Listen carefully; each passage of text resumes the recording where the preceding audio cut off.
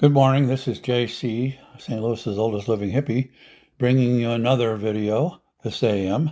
And this one is on the Iranian war and the casualties and what the real numbers may be.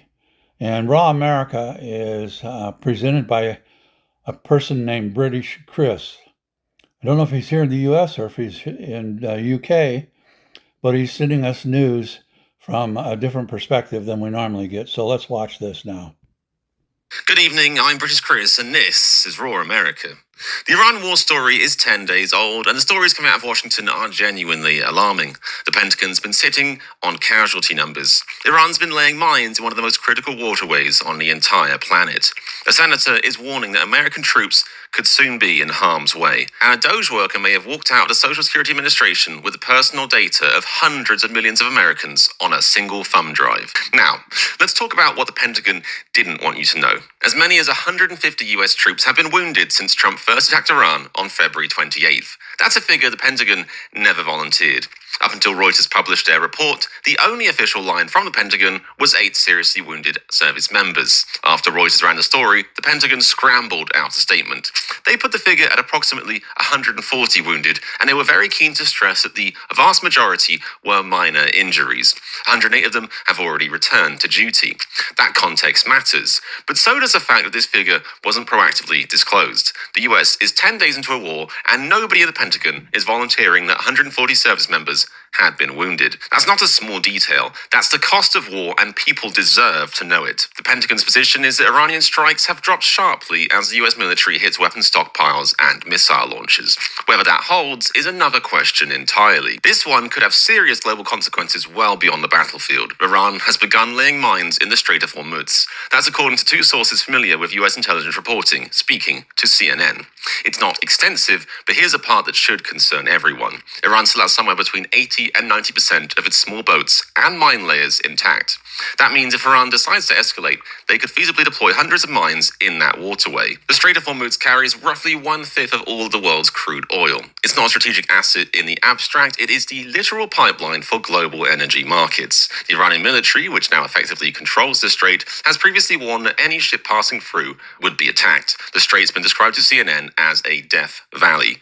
The US Navy hasn't escorted any vessels through the straits. Trump said Monday's administration was looking at options to do so. That's a significant and dangerous situation that hasn't gotten nearly the attention that it deserves. Democratic Senator Richard Blumenthal came out of the Senate Armed Services Committee briefing on Tuesday, and he did not mince words. He said, and this is a direct quote, "I emerged from this briefing as dissatisfied and angry, frankly, as I have from any past briefing in my 15 years in the Senate." He said he left with more questions than answers, particularly about costs. But the really alarming part was what he said next. Blumenthal said the United States, quote, seems to be on a path towards deploying American troops on the ground in Iran. He also alleged that Russia is actively and intensively aiding Iran with intelligence and that China is helping them as well.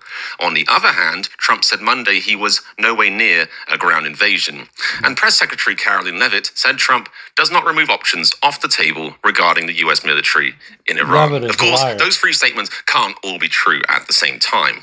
This war is already deeply unpopular across the political spectrum. People are asking what the actual objective is. If Blumenthal's characterization of those classified briefings is accurate, the political fallout could be enormous. This isn't a partisan issue, it's a question of whether Americans are being told the truth about where this war is headed. This story has been somewhat buried under the Iran coverage, but it absolutely should not be. The Inspector General for the Social Security Administration has launched an investigation after a whistleblower alleged that a Doge software engineer took a thumb drive full of sensitive beneficiary data to his new employer. The Washington Post reports that if the allegation is proven, it would constitute an unprecedented breach of security protocols at an agency that serves more than 70 million Americans. The databases allegedly involved are called the Numident and the Master Death File. Together, they contain records for more than 500 million living and dead Americans. Social Security numbers, dates and places of birth, citizenship status, race and ethnicity, parents' names. The complaint alleges that the engineer, who worked at the SSA last year, before taking a job at a government contractor in October, told co-workers he had at least one of these databases on a thumb drive. He allegedly said he was transferring the data to his personal computer to sanitize it before using it at his new company. The Post didn't name the engineer or the employer because the allegations haven't been verified. An attorney for the employee denied any wrongdoing. But the investigation is absolutely real, and the implications, if this is what it looks like, are staggering.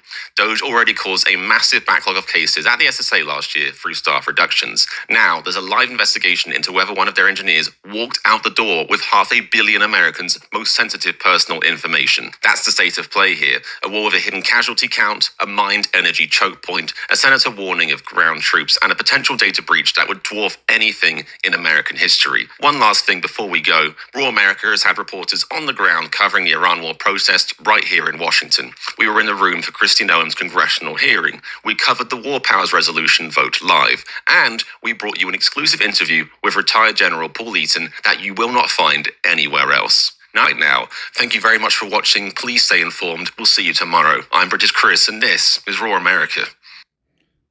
That's the end of it, and it's pretty powerful stuff. This is getting long, so I'm not going to say much except fuck Donald Trump. Go cornhole yourself, Donnie. And to all my friends, family, and followers, pox some more, Jack, and keep on